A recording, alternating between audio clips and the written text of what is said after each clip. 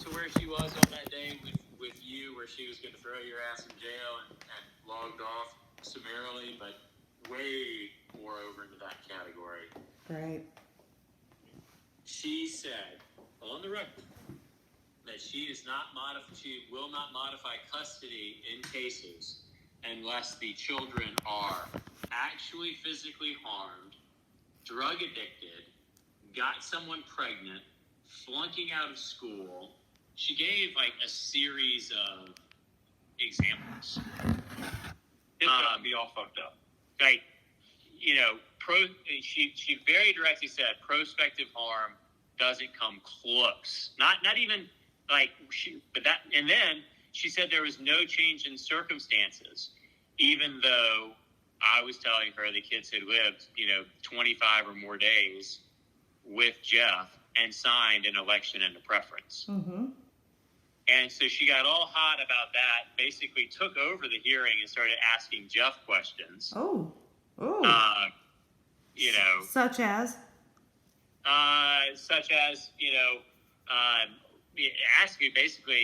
Asking about whether or not he was an elitist and, stuff like that. I'm an elitist, and I wouldn't be okay with. What do you mean by differences in value systems? Well, of course you have differences in value systems. You're divorced, and if you have the same value system, you wouldn't be divorced. And just a lot of, And John's criminal history and drug history meant nothing. Well, because he's a stepdad and he's not a real dad, and so you're the only real dad, and stepdads aren't supposed to be perfect or something like that. She literally said it was pretty wild. So anyway, so she asked Jeff questions for about 10 or 15 minutes after I had asked him about 10 or 15 minutes worth of questions. Then she met with me and Jack back in chambers and said, effectively, even if you prove everything that you say that you're going to prove, Mr. Clavering, you're not going to win here today. So why don't we all agree to dismiss? And then she gave basically everybody a tongue lashing, said that the whole case needed to be dismissed. But this is just me and Jack. So Jeff didn't even participate in this. Gave everybody a tongue lashing and ended up saying the whole case needed to be dismissed, but that Jennifer needed to be more flexible about the time and allow the kids to say they want to be at their dad's house if they want to be at their dad's house more, and that Jeff shouldn't try to seek out a prize and a badge of superiority by getting a piece of paper that says that he's primary and she's secondary. So effectively said, let the kids live with him more during the school year, but that he doesn't need a gold star for doing it. It was just kind of wild. Yeah, so basically we can just keep doing all the heavy lifting and, all the remuneration stays the same.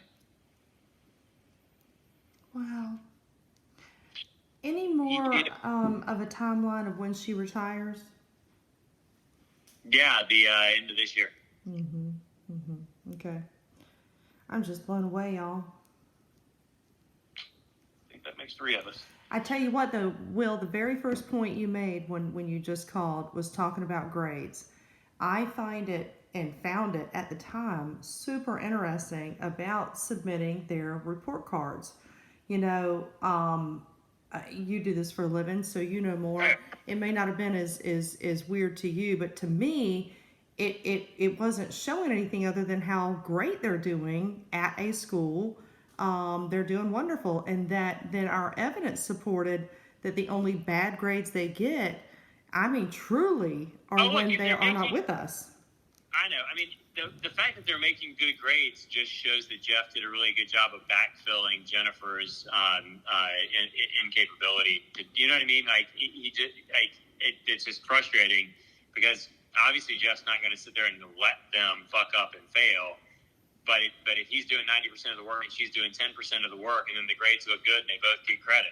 Well, I don't mean to be some conspiracy theorist, but the first thought I had was, Jack knew that this was either some hot button or it was already discussed that, hey, go on and submit those report cards so that I can make my point clearer, as Judge Abbott, that they're fine where they're at. Everything's good how it is. So she saw it. Yeah. Well, I'm going to get on out of here. I'll call you as soon as I get to the car. Thanks, you guys. All right. All right, bye-bye.